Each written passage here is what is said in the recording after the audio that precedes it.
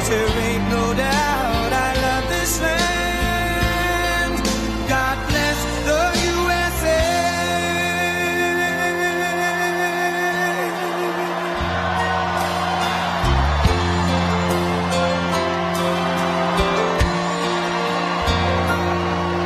From the lakes of Minnesota to the hills of Tennessee, across the plains of Texas, from sea to shining sea, from Detroit down to Houston and New York to LA, where there's pride in every American heart, and it's time we stand and say that I'm proud to be an American, where at least I know I'm free. And I won't forget the men who died, who gave that right to me. And I gladly stand up next to you and defend her still today, 'cause there ain't no doubt I love this land. God bless the USA.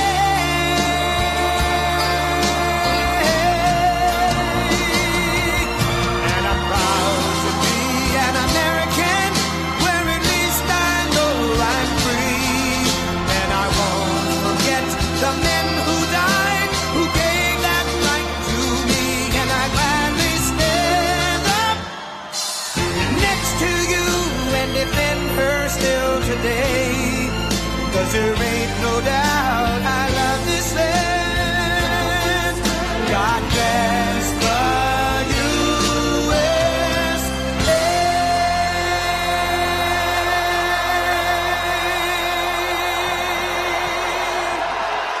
Wow.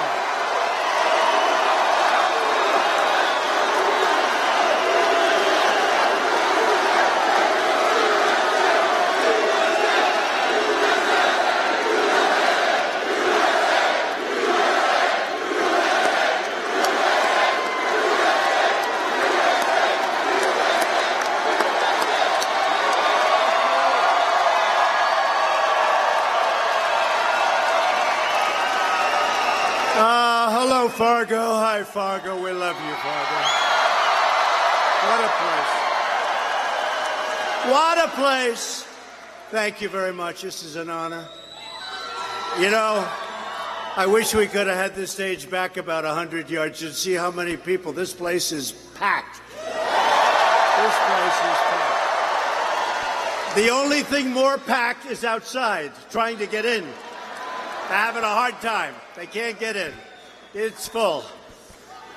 You know, we had the chance for a 24,000-seat arena, and we should have taken it.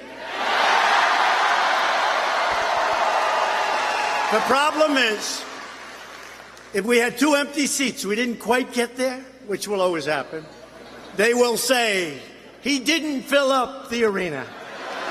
He didn't fill it up.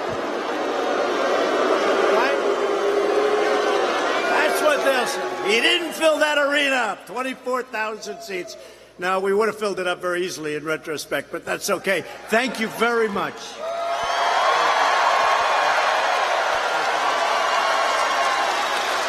I am thrilled to be here in the great state of North Dakota with so many hardworking American patriots. Right? And I want to congratulate.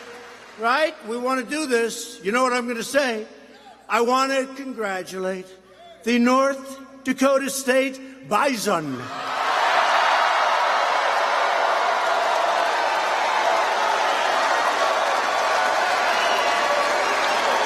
I shouldn't tell you this. I shouldn't tell you this, but when I was coming out, they were talking about bison. I said, I thought it was an S. They said it is, but it's pronounced bison. So we didn't want to get that wrong, right? But that is some great national championship team. That's a great group of winners. The winners.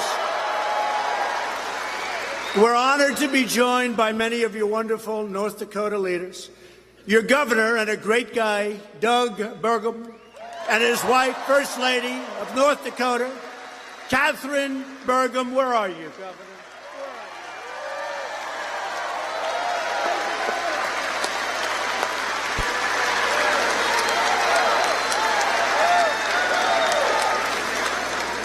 Thank you, Governor. Your former governor, Ed Schaefer. Ed. Nice guy. A friend of mine who employs a lot of people, a very successful guy. He puts a straw in the ground and oil comes out. These big companies, they go out, they spend billions looking for oil. They don't find anything. Harold Hamm. Where's Harold? Where is Harold?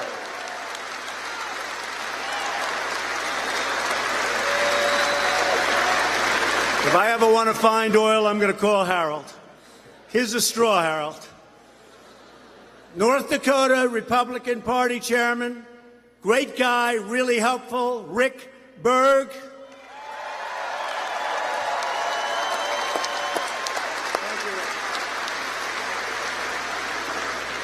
A man who is so incredibly helpful to me and to you and to everybody. A special person who works so hard. I call him all action, no talk. Don't we like that? All action. Senator John Hoeven. He is fantastic.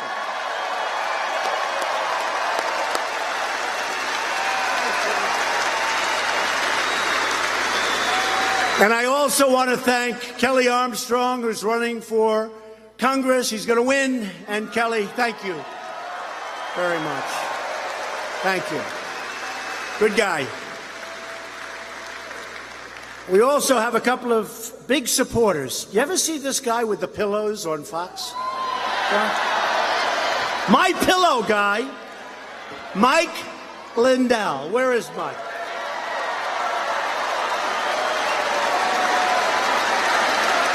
He is the greatest.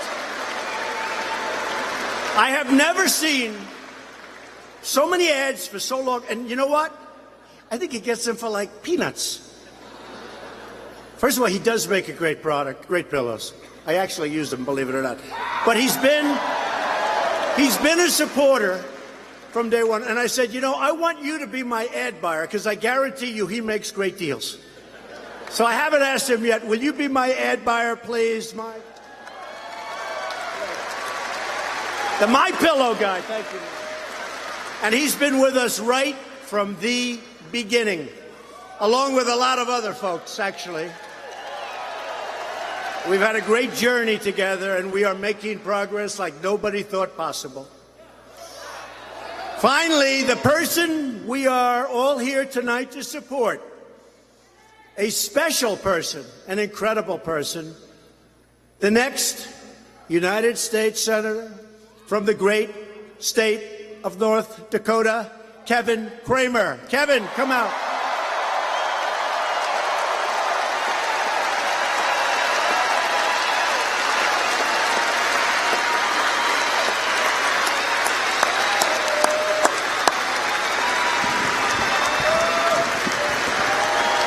Good guy.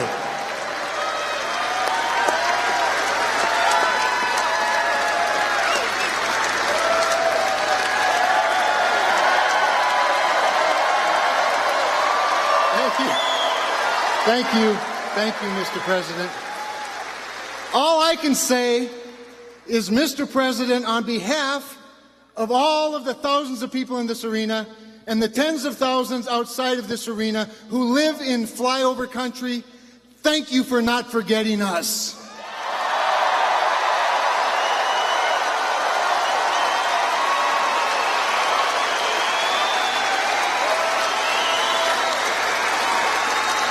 And for all the farmers and the manufacturers and the families and the energy workers, thank you for rolling back all of those regulations so they can not only keep their job, but create more jobs.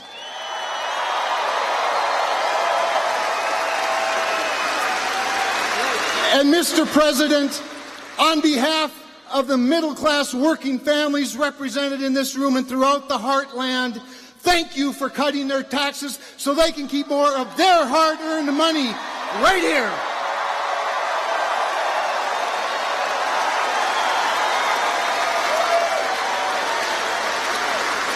And Mr. President, on behalf of the most vulnerable, forgotten people, the unborn babies, thank you for standing for life. Thank you.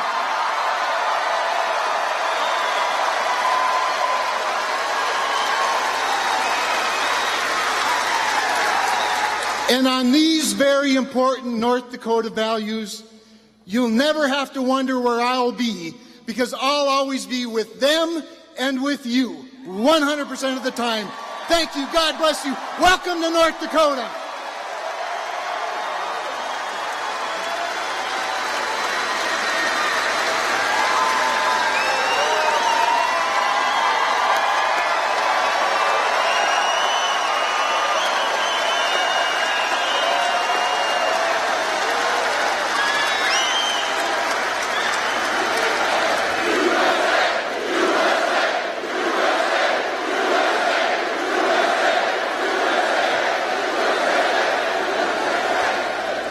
I tell you, that's pretty good.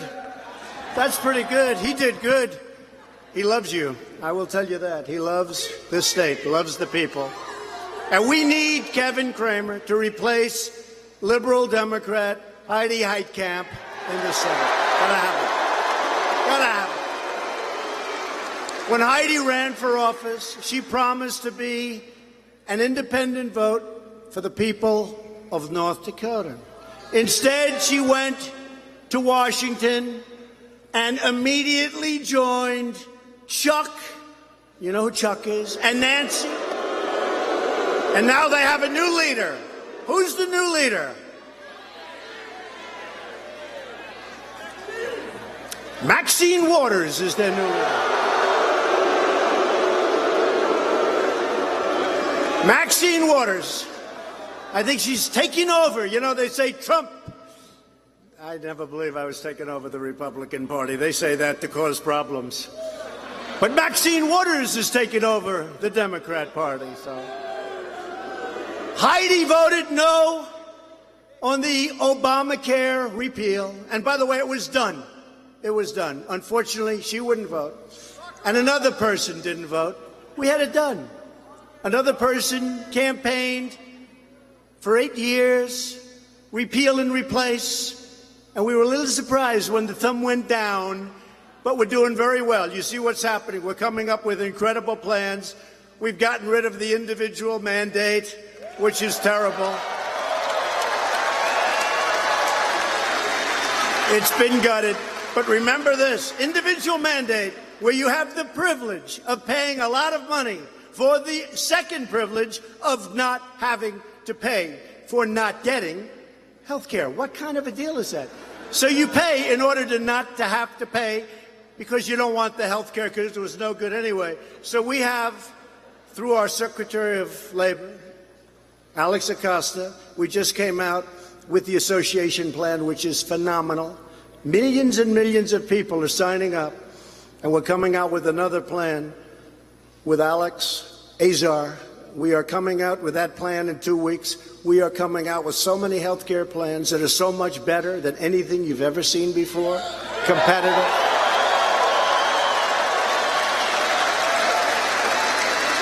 And Obamacare is essentially dead.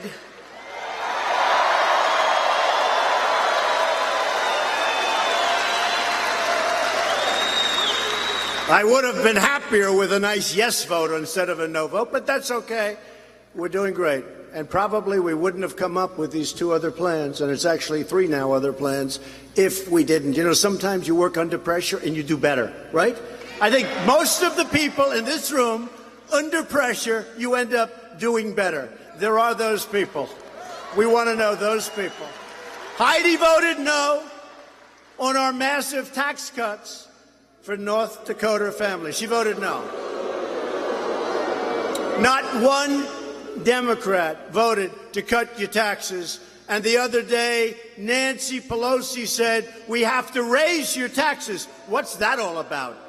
She wants to raise your taxes. Heidi voted no on legislation to stop late-term abortions. Heidi voted in favor of the deadly, very, very dangerous, horrible sanctuary cities. You need a senator who doesn't just talk like they're from North Dakota, but votes like they're from North Dakota. That's what you need, and that is Kevin Cramer. So a vote for any Democrat in November is a vote for Schumer, Pelosi, and Maxine. Maxine, she's a beauty.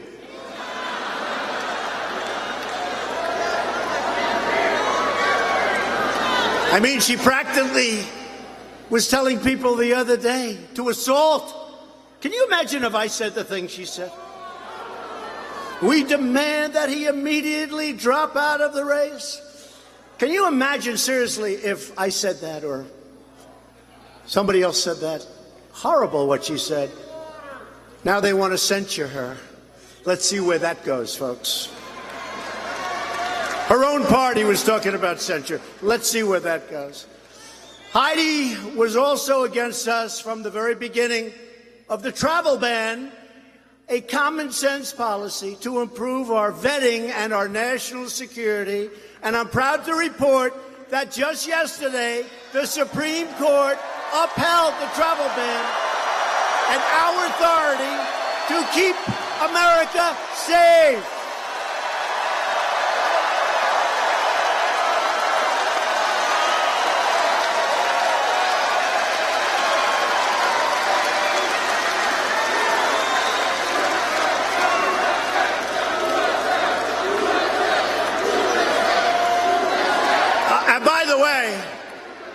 By the way, a lot of media back here.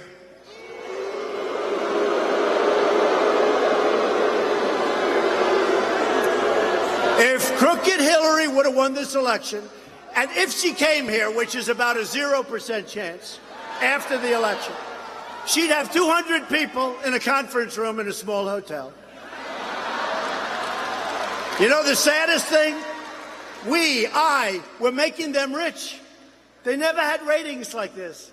You know, when the NFL's down 20%, it's the flag, but it's also the fact that everybody's watching us on the different cable networks. Because frankly, they find this more exciting than the NFL and a hell of a lot more dangerous, right? And is there any better place to be on a nice, beautiful evening in North Dakota than at a Trump rally, right? We're having a good time.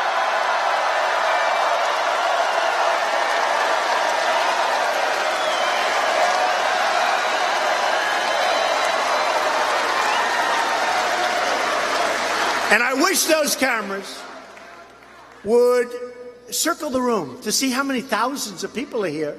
Because, you know, on the screen I looked, and all you see are those few beautiful, wonderful people. I don't know who the hell you got a nice group over there. I know you have Mike and some others. They're going to be so famous. But you see, like, that little group. That's all you see on camera. Would you please circle the room for the few honest? Please circle.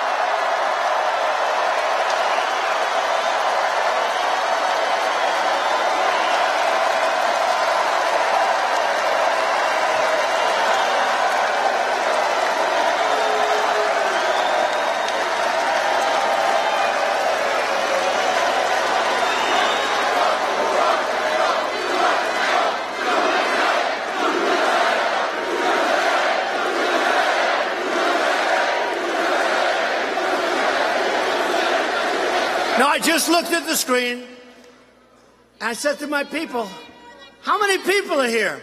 They said 6,000 in the arena, but we're going to have to, unfortunately, walk 15 or 18,000 people that couldn't get in. I said, you got to be kidding, because on the screen it looks like there's exactly 30 people. What the hell is it? The late, great Cecil B. DeMille would not have set it up this way, I will tell you.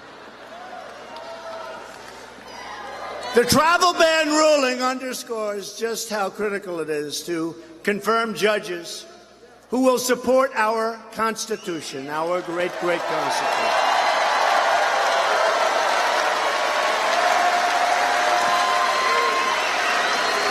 Justice Anthony Kennedy, a very special guy, also just announced a little while ago his retirement from the United States Supreme Court.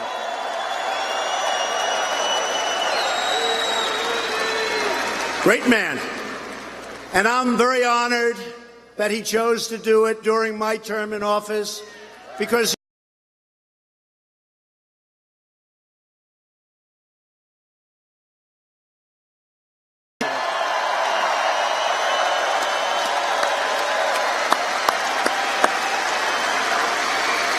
and I'd like to take a moment to show our great appreciation for Justice Kennedy's lifetime of distinguished service. Terrific man.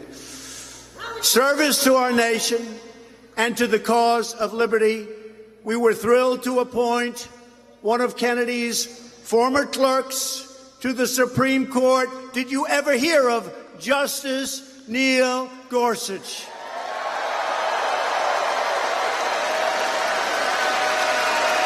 He's doing great.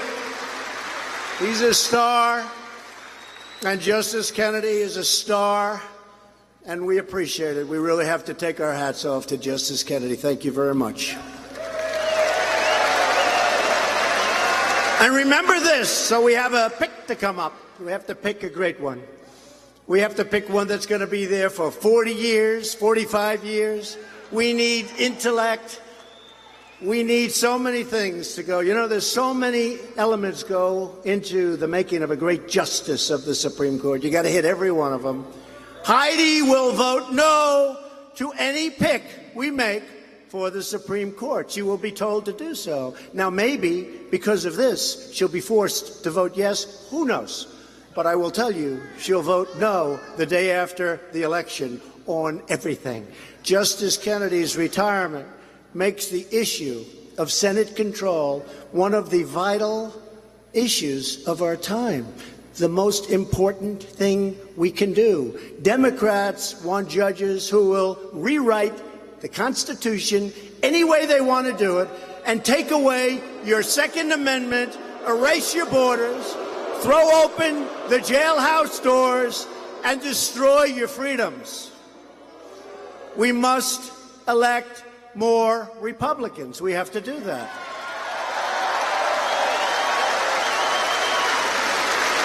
And the problem is, in the Senate, we have 51. We don't have enough. We lose one. If somebody gets a bad cold, let's assume they come in for a cold, but let's assume it's worse than that.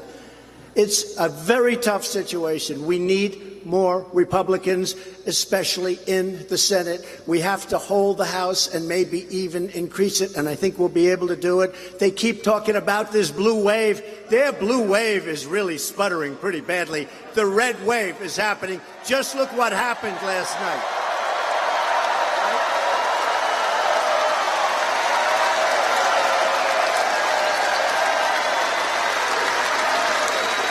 Famous people. Oh, they're going to be so famous tomorrow. You were in that little group of people behind the president, yeah. They're going to be famous people, those people. You have a better location, but they're going to be famous. Republicans want strong borders and no crime. Very simple. Not complex. Democrats want open borders, and crime happens automatically when you have those open borders. The Democrats want to let the country be overrun. Just take a look at what's going on. Everybody comes in, including the vile gang MS-13, which Nancy Pelosi has gone out and wants to protect, okay? We don't want to protect them. You remember 2 weeks ago, you remember that. Republicans love our military. They love our vets and our police. The Democrats are always fighting against funding for the military and funding for law enforcement. Figure that one out. Democrats are now launching vicious smears against our incredible ICE officers and our Border Patrol agents. Every single day, the men and women of ICE and the CBC work long hours in the most dangerous conditions you can imagine to defend our families and to defend our communities and to defend our borders and defend us.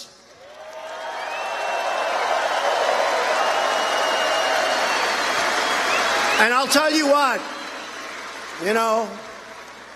far fewer people are coming through, as much as I complain, coming through our southern border. And now it's getting worse because we have so much opportunity here. We have done so well. And we want people to come into our country, but we want them to come into our country based on merit. Merit. Not picked out of a jar. And we're sending MS-13 out by the thousands, by the thousands. We're liberating towns in Long Island. We are sending MS-13 out. You know, our ICE officers, they're tough. I gotta say it, it's not nice, but they're mean, but they have heart. But they go into these towns in Long Island. I grew up in Long Island, right next to Long Island. And these are towns that I know all my life. They're being liberated like a foreign power is taking over the towns. Our ICE goes in there, they grab them by the neck, they throw them in the paddy wagon, we get them the hell out of our country.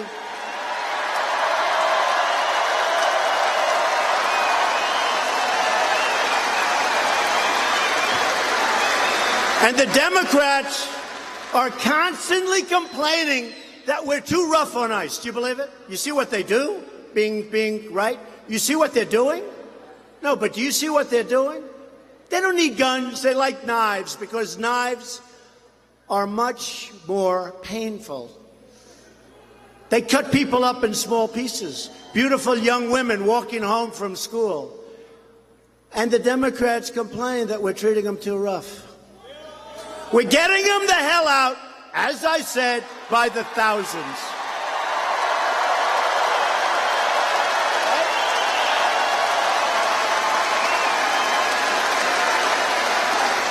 Just days ago, a brave border agent was shot multiple times while protecting our border. Every day, border agents are keeping drugs, crime, and gangs from entering our country. We're going to get that wall built. We've already started it. $1.6 billion. We're getting the wall built.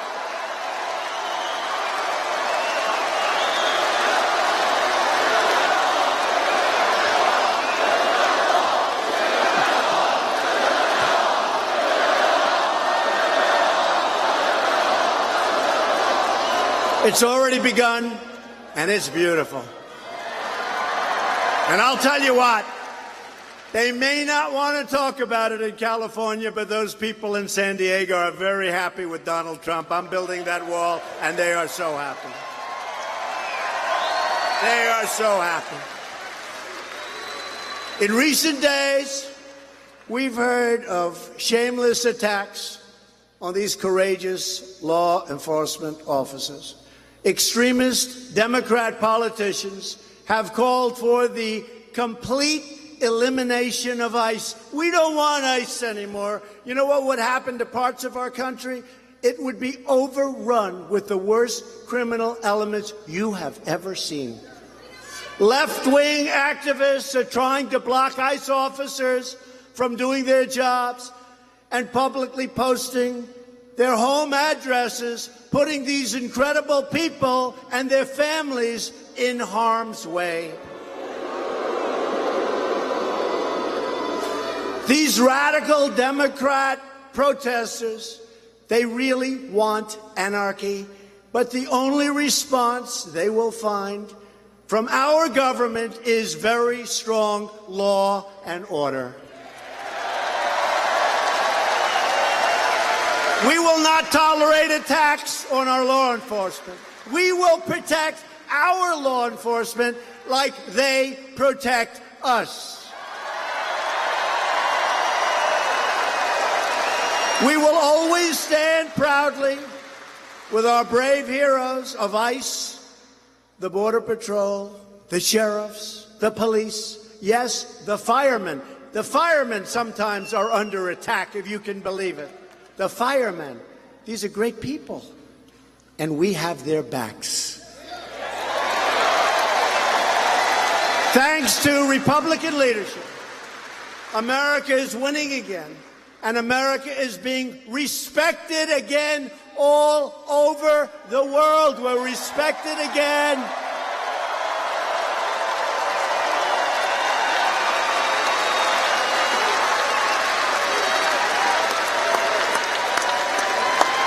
All over the world, we're respected again. You know, all those red hats and the white hats? Make America great again. Right? Make America great again. And that's what we're doing. And what are we gonna say in 2.5 years for the next campaign? It's called Keep America Great! Exclamation point. Exclamation point. Keep America great.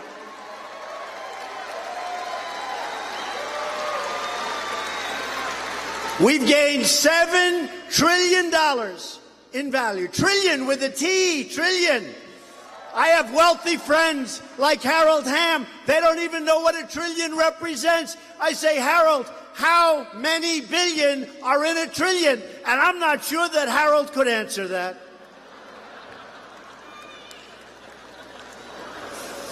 But I'll tell you what, we've gained tremendous worth, economic worth, and other worth, more important worth. We're respected again. We're putting America first. We're making great trade deals.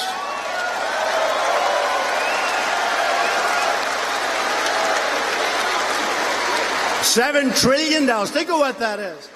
And people don't realize this. And we're going to get along with China. And we're going to get along with the European Union, which has barriers from our farmers and our people selling product into the European Union. Last year, with the European Union, and we love the European Union, we love the countries of the European Union. But the European Union, of course, was set up to take advantage of the United States, to attack our piggy bank, right? And you know what? We can't let that happen. Last year, with the European Union, we lost $151 billion on trade. We had a trade deficit of $151 billion because they send the Mercedes in, they send the BMWs in, they send their products in. We send things to them, they say, no, thank you, we don't take your product. That's not the way it works. And for all those free traders out there, that's not free trade, that's stupid trade. That's stupid trade.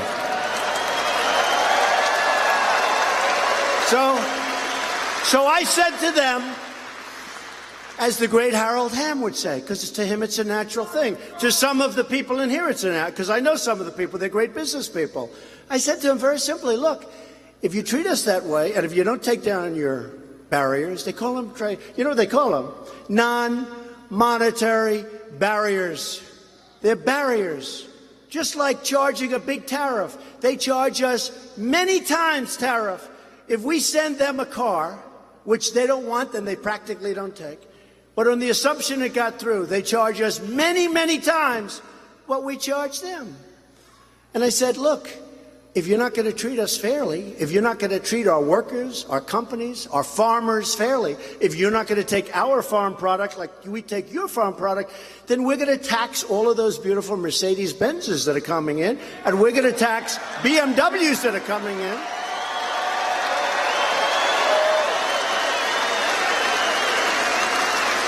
And we're already taxing, through tariffs, their steel and their aluminum. And by the way, do you see what's happening with our steel industry in the last 4 months? It's booming again, folks. It's booming. United States Steel is opening up 6 plants through expansion and new.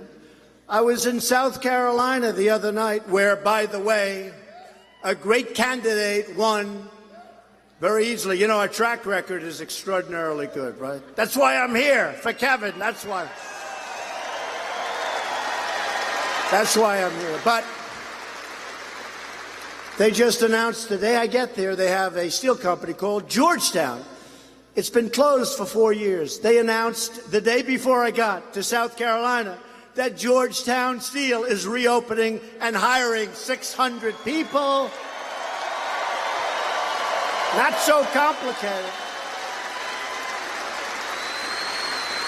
We put tariffs on solar panels because China was flooding the market and it wasn't good stuff. We had 32 plants. 2 were open and they were barely breathing. They were in mouth-to-mouth resuscitation. We put a 30% tax on solar panels coming into the United States. Now those 2 plants are doing great. And they're talking about opening at least 10, 11, or 12, and they'll probably have them all open very soon. And they're going to make high-quality panels and a lot of jobs. Same thing with washing machines. Sounds sort of tacky, washing machines. Big business. They were dumping different countries. I don't even want to tell you this country because I actually like this country, but you know, sometimes our worst enemies are our so-called friends or allies, right? But they were dumping washing machines. We put a big tariff on, 30%. We're now making washing machines back in our country. But what else are we doing? Think of it. Just think, because you never hear this from the fake news. What else are we doing? No, what else? We're creating jobs, number one. And we're taking in billions and billions of dollars into our coffers. You know, there was a time when we had tariffs because you had presidents like President McKinley and Roosevelt and others, Roosevelt one, who liked the idea of foreign countries when they come in and want to take our wealth, they have to pay for it. They don't take it on top of everything else, so they take our wealth, and we even protect them with our military. We protect everybody. So we get it every which way. So we want to just tell those people, number one, we've created a lot of jobs. Number two, what's happening is we're taking in billions and billions. Look at the steel. We have a 25% tariff. We're taking in billions of dollars, creating jobs. And you know what? Even if it wasn't perfect, we need a steel industry. We were going to have no steel plants. If something ever happened,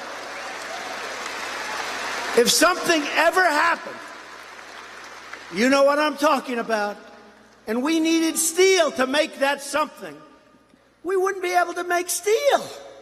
We need, you know, there are some industries, steel and aluminum, we got to have it. So we have jobs, we have a vibrant industry. The head of United States Steel called me the other day, and he said, Mr. President, I'd like to thank you. I have never seen anything like it.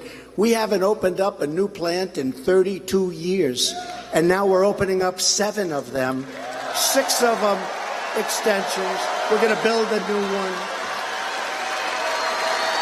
And that's just one company. The Heritage Foundation reported that in just the first 500 days of our presidency, not my presidency, it's our presidency, let's face it, not my presidency. You're the one that did it. You're the one that did it. Although I've been a good student. I told John, and I told the whole group, we had a whole group of politicians before. And you know, some of them have been congressmen like for 25, 30 years. And they're asking me questions about politics. I said, I've only been doing this for 2.5 years. Don't ask me a question like that. But we've been good students, haven't we, all together? Haven't we been good students? But the Heritage Foundation came out with a report, and this was as of 2 months ago. We've already implemented 64% of our top agenda items, and that's at a much faster pace than even Ronald Reagan. That's pretty good, right?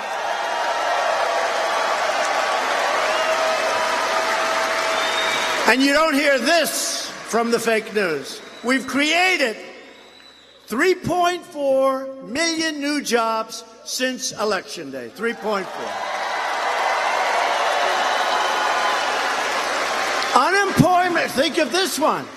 Unemployment claims are at a 45-year low, and it's going to 63, I believe, probably next month. African American unemployment is at its lowest level in the history of our country.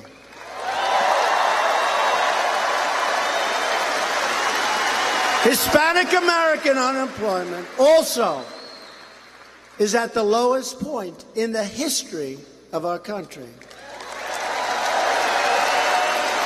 Unemployment among women.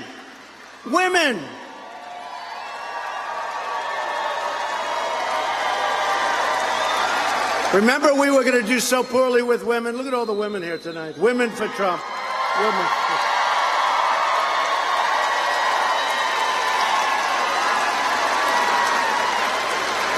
They never take those cameras off my face. Look at all the women. Remember, we were going to do so poorly with women. We did great with the women. I wouldn't be standing here.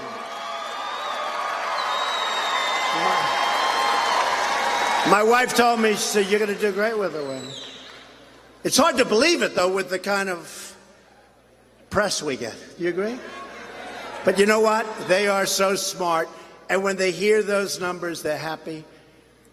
And when you hear the numbers, I used to go into arenas, and I'd read the horrible statistics on crime and education and how badly people are being treated in the Hispanic communities, in African American communities. And you remember, I don't want to say, you've been voting for Democrats for 100 years. You have these horrible, look at my friend right there.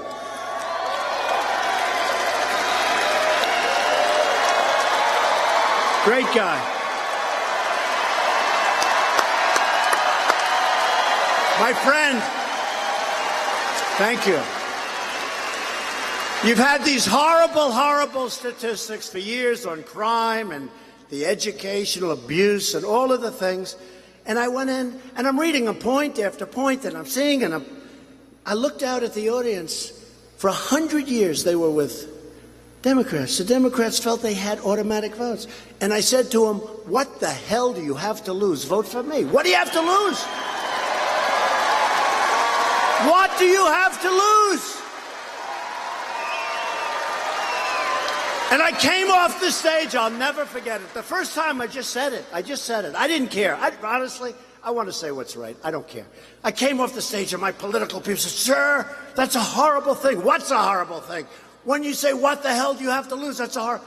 I said, but it's true. What the hell do you have to lose? And now I just said, African American unemployment is at the lowest level in history. Very, very close. Thank you, man. Thank you. Thank you, man. Thank you very much. Thank you. So we keep going and we keep striving. And when it's all over, nobody's done the job that we've all done. Wages are rising.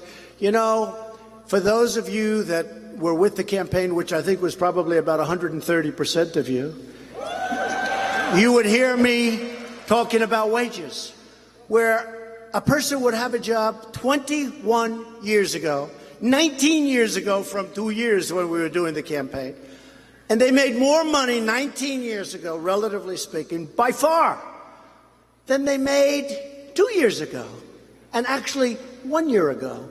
Their wages were going along, and they had one job, and now they'd have 2 and 3 jobs. They'd be working much harder and making much less money. And now, for the first time in 22 years, wages are rising again.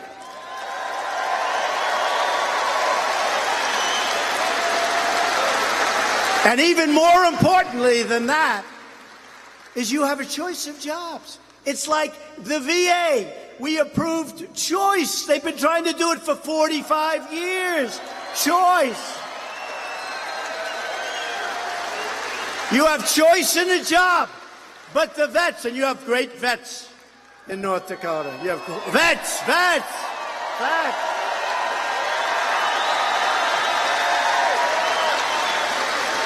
So, remember I used to say about the vets, and I wasn't a great student of the vets, but I'd read where the vets would be online for 13 days, 18 days, 3 weeks, 7 days.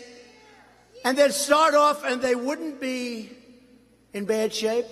And sometimes it would take so long before seeing a doctor that they would be terminally ill. Things that could have been taken care of. And I said, without knowing anything, I thought it was the most brilliant policy I've ever heard. I said, why don't they just go to a doctor, local, that's looking for the business? That would be a very good doctor. We'll specify certain great doctors. Go to a doctor, be taken care of, and we will pay the bill, and it will be much less expensive, and you'll be all set, right? Right?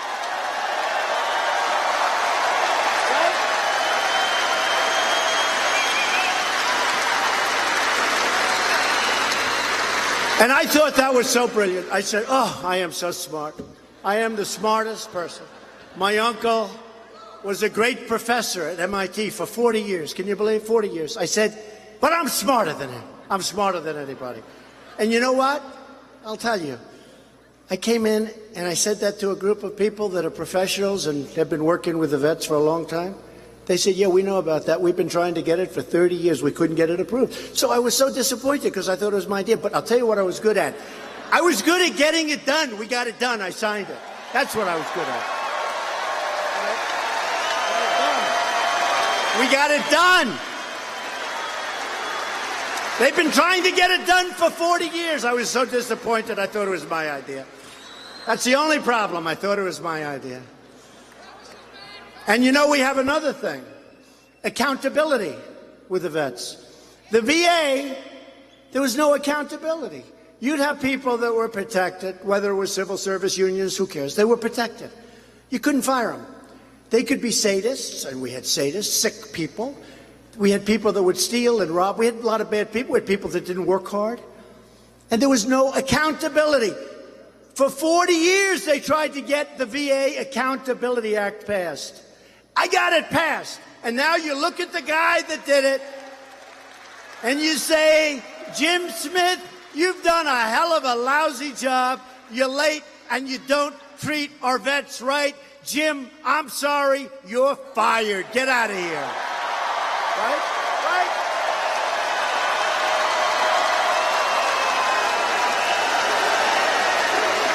So you're fired.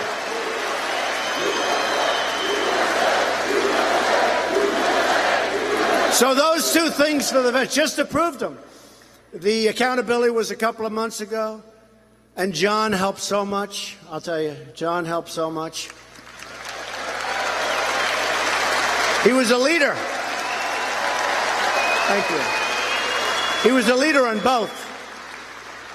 And everybody said you couldn't get accountability done. I said, why? Too much power, too many unions, too many people that just don't want it done. You had people in Arizona that robbed $300,000, and they agreed, everybody agreed, they robbed the money. They couldn't fire the people. So now you have accountability is done. And I think even more important, I'm not sure, but even more important, VA choice. So now you go see a doctor when you have to wait online, okay? Optimism among America's great manufacturers has hit 95%, the highest number by far in the history of the survey, which is a very old survey.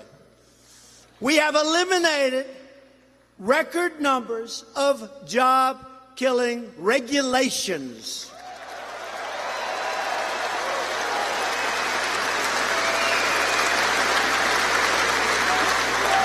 I think maybe as important as the tax cuts are the regulations. Our country was choking.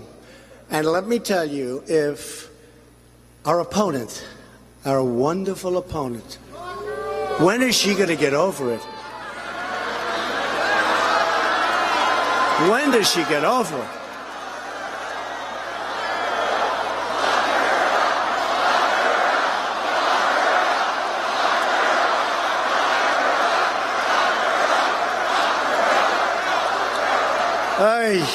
When do they get over it? But, you know, it is pretty amazing. Point after point. Guilty, guilty, guilty, guilty. Oh, she's okay. And then they go after us for a Russian hoax. It's a witch hunt hoax. Isn't it incredible when you talk about a double standard? When you talk about a double standard, and nobody even looks at her. Nobody even looks. I don't think, unless we're going to be surprised someday. We'll see how that works out. But I'll tell you what's happened is somewhat of a miracle, because we weren't expected to win, but every time I'd go out, we'd have crowds like this. We went to Michigan. We went to Wisconsin. We went to places that haven't been done. I think Wisconsin was 1952, Dwight Eisenhower, and we won Wisconsin.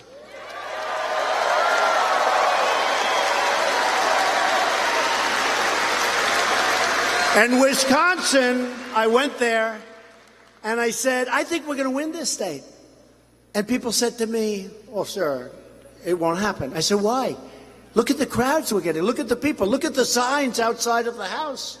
Look at the signs. I heard, and maybe it's not so, that Bill Clinton, President Bill Clinton, went back, and he went through Michigan. And he said, you better get some people out to Michigan, because there's a Trump-Pence sign on every house. You better get people out. And they said, oh, no, our statistics show that Michigan cannot be won by the Republicans. Well, let me tell you what's happened. Car plants are moving into Michigan. Jobs are moving into Michigan. Michigan's very happy with your president. They should have listened to Bill Clinton. They should have listened. And we just had our highest poll numbers. And I watch these fakers back there, and they'll be talking.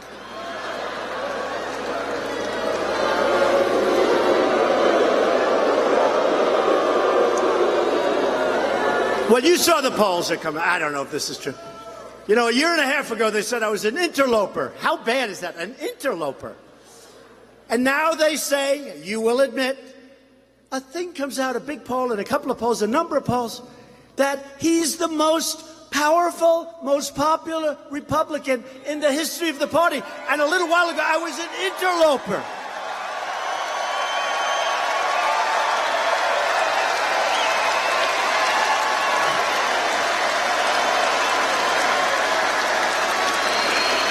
They came out more popular than a man I like, Ronald Reagan. But think of it. You go from interloper, that's a horrible term, right? I was just doing my thing. I'm not an interloper. But we have tremendous, look at the people we endorsed. Dan Donovan. He was behind. We endorsed him. He won by like 24 points or something last night in Staten Island, New York, and New York generally. Dan Donovan, Congressman. Last night, we had a great evening because we watched that television and we were winning left and right. They didn't know what the hell happened. And one of my biggest critics, a slovenly man named Joe Crowley, got his ass kicked.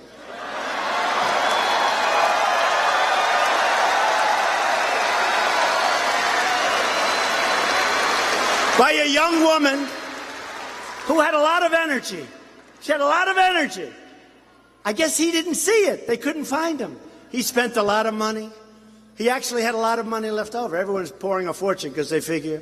And he was going to take Nancy Pelosi's place. And I was so disappointed because I want to keep Nancy Pelosi right where she is with Maxine Waters. I want to keep Nancy Pelosi. Please, I want to make a plea to my Democrat friends. Please, please, please don't remove Nancy Pelosi. She should be where she is. And please keep Maxine Waters on the air as your face and your mouthpiece for the Democrat Party. Please.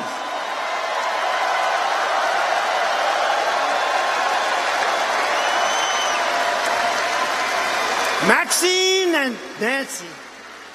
So I was disappointed in a way when he got beaten because he was going to take her place, I think. Now he's just looking at us and saying, darling, what happened?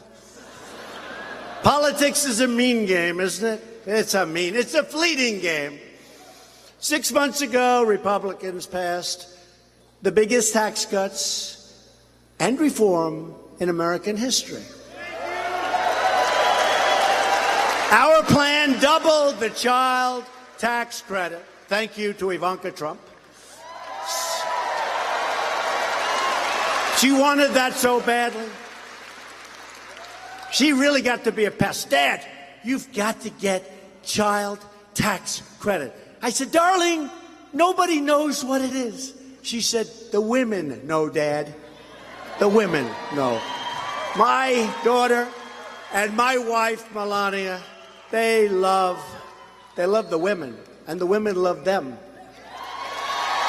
The women love them, and the men love them. Child tax credit. People don't talk about it that much. It's very substantial, and you know we got it for you.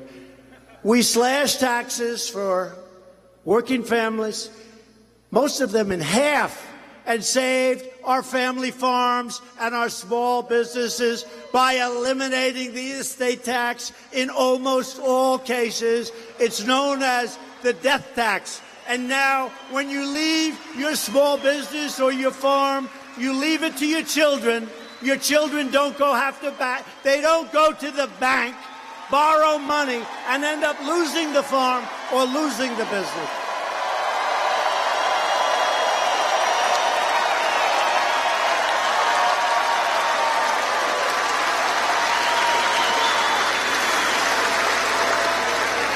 And Kevin and John and the whole group, they helped us a lot. And guess what? Heidi voted against it. Okay? She voted against it. Heidi voted against it. And she's always going to vote against it. And by the way, she may give us a couple of quickie votes, before the election. She might, because she has no choice. But the day after that election, she's voting party line, 100%. More than 100 utility companies nationwide have slashed prices for customers, saving them in this country much more than $3 billion, which goes and reduces your electric and utility bills. Heidi and every single Democrat voted against our tax cuts. We're also fixing the disastrous trade deals that have plundered our wealth, gutted our communities, undermined our great farmers, taken our jobs. We are going to make trade fair and reciprocal. Reciprocal, you know what that is? They do it to us, we do it to them.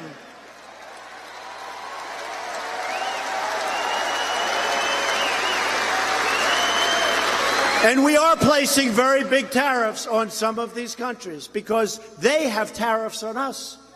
It's incredible. I wonder where these people come from, even politicians. So we'll have a country. It doesn't matter. I can almost name any of them. They have massive tariffs on our people, on our workers, on our farmers, on our country, on our companies. So we say we're going to put tariffs on them. And I'll actually have politicians and other people come to me. Oh, please, we want free trade. How is it free trade? I'll give you an example. China, if we make a car and sell it into China, they charge us a 25% tax. That's what it is, 25%. When they make a car and sell it into the United States, and there are a lot of them, we charge them the grand total of 2.5%, and they don't pay that. And then when I want to raise the game and play the game of poker, a game that we can't lose, I'll get even politicians, mostly Democrats, but even a couple of Republicans. They'll say, we want free trade. That's not free trade. That's not fair trade. It is so ridiculous. Just play the game for a little while. It's a game we can't lose. You know, I've said a couple of times, when we're $500 billion down, they say Trump is starting a trade war. I say no. The trade war ended a long time ago, and the United States lost because our leaders didn't take care of our people and our companies.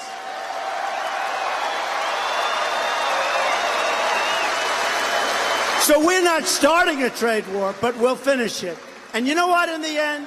You know what's going to happen? And it's already happening. Already happening. They're going to come to us, and they're going to say, hey, let's work it out. And we're going to work it out. It's very simple. But remember, It is. It's the art of the deal, but anybody can do the deal. There are a lot of people. This one doesn't get much simpler. Remember, it's true. When you're $500 billion down, you can't lose. You already lost. But now we're going to start winning. Or at least we're going to make it fair. It doesn't even have to. We got to make it fair. And the fact is, we've had presidents and we've had leaders that worked for those presidents, negotiators, trade reps, who were missing in action. They weren't doing their job. You know, I was dealt a lot of bad hands. I was given North Korea, where, frankly, we were very close to going to war. You could have lost 30 million people, 50 million people. Seoul is 30 miles off the border. They have what they call cannons, like howitzers. They have cannons, thousands of them, pointed. I had the meeting. We had a great relationship. We had a great chemistry together. The fake news was so upset when I said we had a good relationship. We had a good chemistry. They said, that's a horrible thing. No, it's a good thing. Getting along with countries, getting along with China, getting along with Russia, getting along with these countries is a good thing. It's not a bad thing. It's not a bad thing.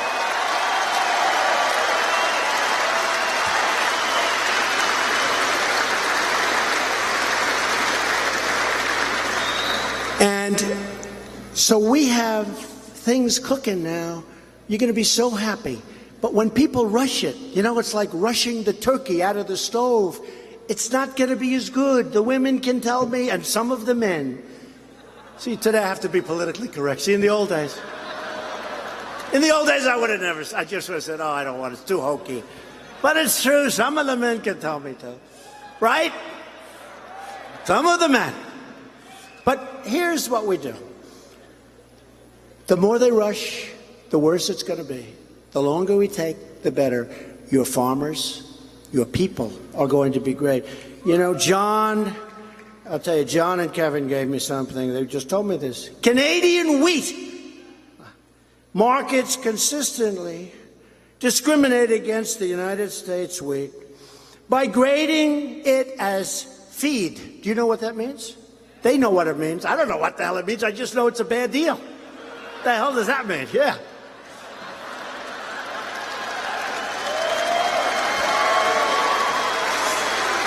But it's true. Canada charges us on dairy products a tariff of 275% for your farmers in here. 200. That's like saying we don't want your dairy product. It's no good. That's like saying we don't want North Dakota, Wisconsin, New York State. We don't want you there. 275%. And I actually hear that's an old number. They raised it a number of months ago to 300%. How horrible is that? And then Justin gets up. He said, we fought World War I. We fought World War II. All true. Together. All true. We love Canada. But they're taking advantage of us. We can't let that happen. We can't let it happen. The era of global freeloading and taking advantage of the United States is over. It's just over. It's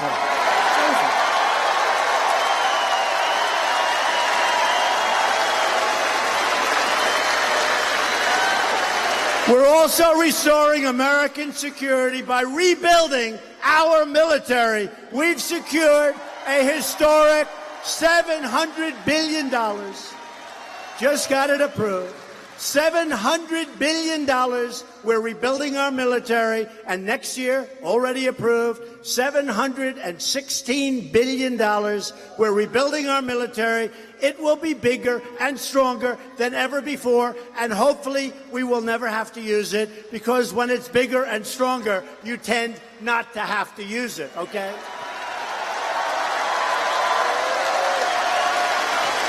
And in addition to that, we got $6 billion for drugs and fighting opioid abuse. $6 billion. We believe in peace, but it's got to be peace through strength, not weakness. Peace through strength. And I've directed the Pentagon to begin the process of creating a sixth branch of the United States Armed Forces called the Space Force. The Space Force. Space Force. Because space is the new frontier, and I'm not just talking about going up to the moon and going to Mars, and I want the rich guys. You know, we have rich guys, they love these rockets. I said, lease them the land, charge them a lot. They just want to send rockets. But I look at it with Bezos, with Elon Musk. They all love rockets. I said, that's okay. Let's do it. Let them send a rocket up to Mars. Let's be the first. I hope they go fast. Let's help them. Let's make it really good for them. And if they do it, we're going to claim it on behalf of the United States, okay? We'll give them no credit. Let them spend the money. I think it's great. But I have a lot of military guys, and space from a military standpoint is really the new frontier. So we're going to have a space force. Every day we are keeping our promises. But to keep this momentum going, we need Kevin Cramer in the Senate. All of us tonight are united by the same tireless values. We have pride in our history, respect for our great, beautiful, wonderful American flag, right?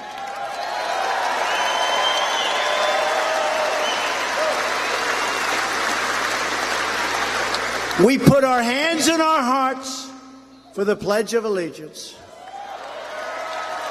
And we proudly stand for our national anthem. Right? Proudly stand.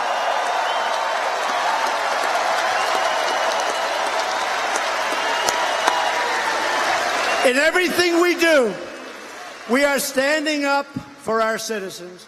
We are standing up for America. And we are standing up for North Dakota. Thank you. The forgotten men and women of our country are forgotten no more. No more. They don't know where they all came from. And by the way, our people, they call it the base.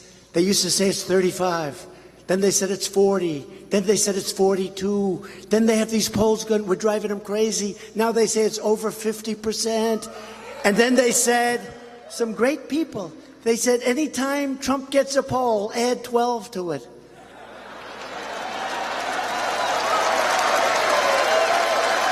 Cool. And do you ever notice? I hate it. I meet these people. They call them the elite. These people. I look at them, I say, that's elite? We got more money, we got more brains, we got better houses, apartments, we got nicer boats, we're smarter than they are. And they say, the elite, we're the elite, you're the elite. We're the elite.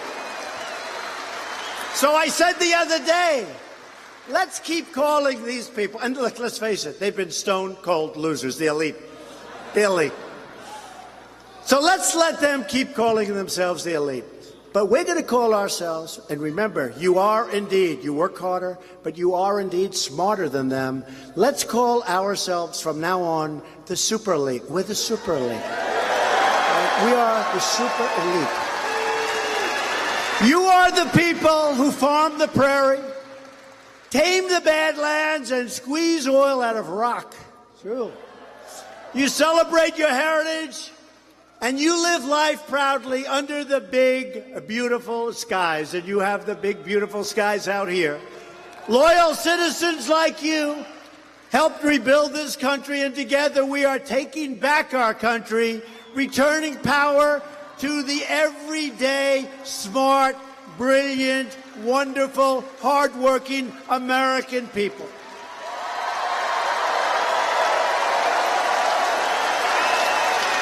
We are standing on the shoulders of the American patriots who settled the frontier, scaled the Rockies, and won the American West. These are great, incredible, strong, tough people. This state was forged by pioneer men and women who braved the cold and tamed the wilderness to build a home on the plains and a life for their families, and it's been an incredible life. These North Dakota pioneers were tough as hell, and they were strong, and they were smart. And they all had one thing in common. They loved their families. They loved their countries, and they loved their God.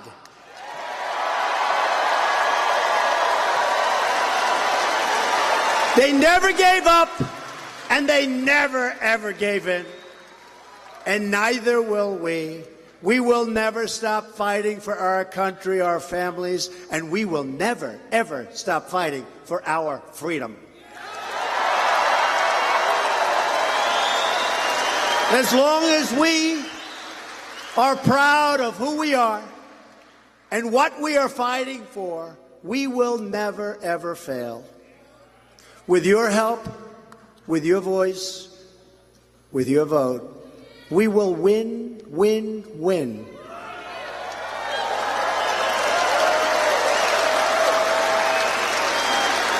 Like we're doing.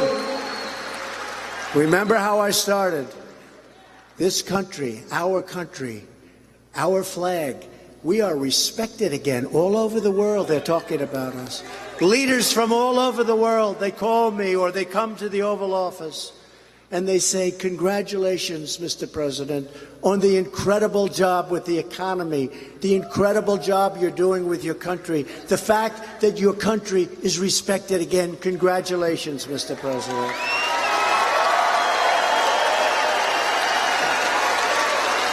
Because we are Americans, and our hearts bleed red, white, and blue. We are one people, one family, and one glorious nation under God. And together, we will make America wealthy again. We will and are making America strong again. We will make America safe again. Look at our military. We will make our great, great America stronger and more powerful than ever before.